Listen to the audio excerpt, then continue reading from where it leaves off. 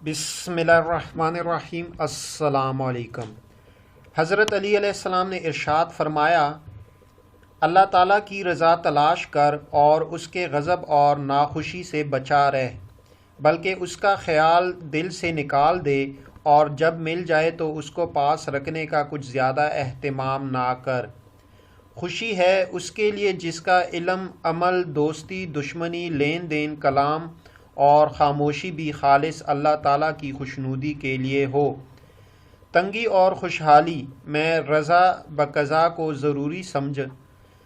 तमाम मोमिनों में सबसे बेहतर ईमान वाला वो है जिसका लेन देन, गुस्सा, खुशनुदी सब कुछ अल्लाह ताला के लिए हो।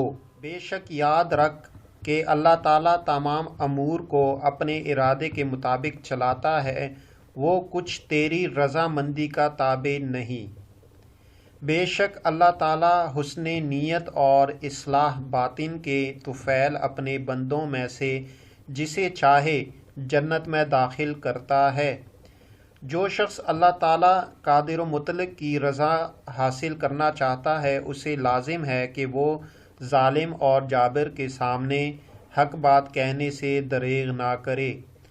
अपने पेट और शर्मगाह को हराम से बचाए रख, इससे अल्लाह ताला तेरे साथ खुश मामलगी का मामला फरमाएगा।